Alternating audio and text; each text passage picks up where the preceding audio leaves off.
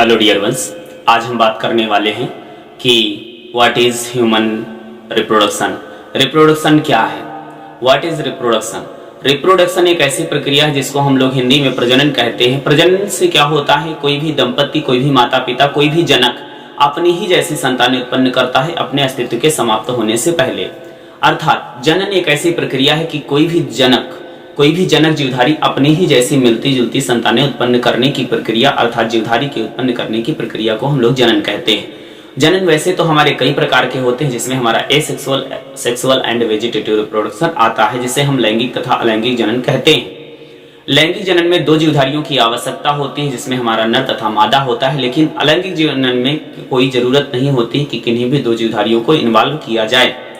इसमें अलैंगिक जनन में हमारा कायिक जनन भी आता है, जिससे कायिक जनन का आशय ये है कि उसके जीवधारी के शरीर से किसी भी नए जीवधारी का शरीर का निर्माण हो सकता है।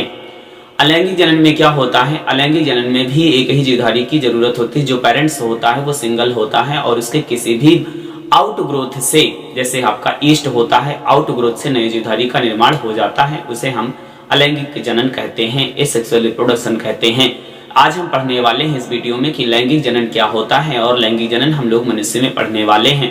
मनुष्य आप सभी जानते हैं कि एक यूनिसेक्सुअल ऑर्गेनिज्म है, एक लिंगी जीवधारी है, अर्थात इसमें नर तथा मादा सेपरेट होता है।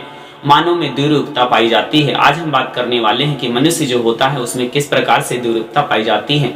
आप सभी जानते हैं कि जो मनुष्य होता है उसमें जो गोनाइड्स होते हैं, जो जनद होते हैं, मेल में अर्थात नर में जो जनद होते हैं उन्हें हम गोनाइड्स जो होते हैं उन्हें हम टेस्टिस कहते हैं। लेकिन मादा के जो जनद होते हैं उसे हम क्या कहते हैं? उसे हम ओवरी कहते हैं। टेस्टिस की संख्या भी 2 होती है, ओवरी की संख्या भी 2 होती है। लेकिन जो हमारा मेल रिप्रोडक्टिव सिस्टम होता है उसमें हमारे टेस्टिस होते हैं और इसके अलावा अन्य सहायक ग्रंथियां तथा सहायक अंग होते हैं। इसी प्रकार से महिलाओं में जो है हमारी ओवरी होती हैं, यूटेरस होता है, इसके अलावा हमारे फैलोपियन ट्यूब होता है, वैजाइनल चैम्बर होता है, इसके अलावा और भी ग्रंथियां होती हैं। आज हम पढ़ने वाले हैं कि बेसिक चीजों के बारे में बात करेंगे कि रिप्रोडक्शन जो होता है या जो द्विरूपता होती है वो कौन कौन सी होती है। तो अगर हम मनुष्य में बात करें, नर तथा मादा में द्विरूपता किस प्रकार से पाई जाती है या द्वितीयक लक्षणों की अगर हम बात करें तो जैसे पुरुषों में अगर हम बात करें कि पुरुष में जो है वयस्क अवस्था में या प्यूबर्टी आने के बाद में उसमें दाढ़ी मूंछों का आना, लेकिन स्त्रियों में ये अनुपस्थित होते हैं। इसके अलावा हम बात करेंगे स्त्रियों की जो आवाज होती है जब यौवनारंभ में होती हैं, यौवनावस्था में होती हैं या यौवनारंभ होता है या प्यूबर्टी होती है तो इनकी आवाज मधुर सुरीली मीठी हो जाती है। लेकिन पुरुषों में इसके विपरीत क्या होता है? इनकी आवाज भारी हो जाती है। पुरुषों में बात करें तो उनकी आवृत्ति जो होती है, जो तारत्व जो आवृत्ति होती है वो बढ़ जाती है और महिलाओं की आवृत्ति जो होती है वो घट जाती है। इसके अलावा हम बात करेंगे जो पुरुष होते हैं उनमें जो आप कह सकते हैं जो मेमोरी ग्लैंड्स होती हैं वो इनएक्टिव होती हैं और स्त्रियों में जो मेमोरी ग्लैंड्स अर्थात स्तन ग्रंथियां होती हैं वो सक्रिय हो जाती हैं और वसा के जमाव के कारण उनमें स्तन जो होते हैं वो उभरे हुए नजर आते हैं।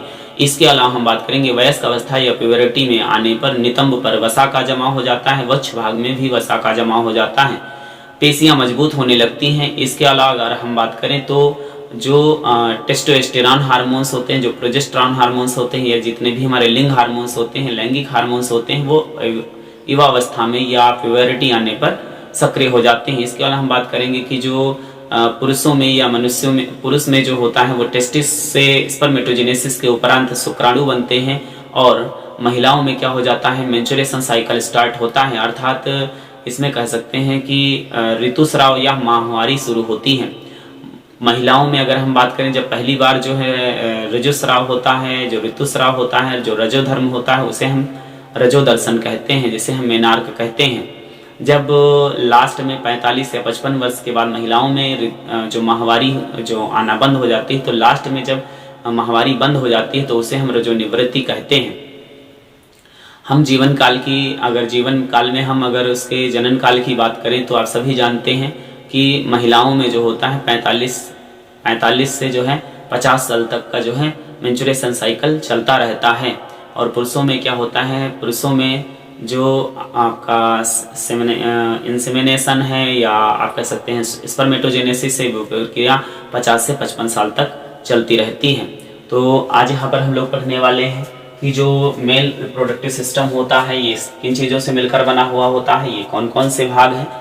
इसकी अगली वाली वीडियो में हम लोग इसके बारे में पढ़ेंगे और रिप्रोडक्टिव सिस्टम के बारे में, मेल रिप्रोडक्टिव सिस्टम के बारे में पढ़ेंगे और इन सब सारी चीज़ों के बारे में समझेंगे। वीडियो को पूरा देखने के लिए आप सभी लोगों का बहुत बहुत धन्यवाद। तो फिर मिलते हैं एक नई जानकारी।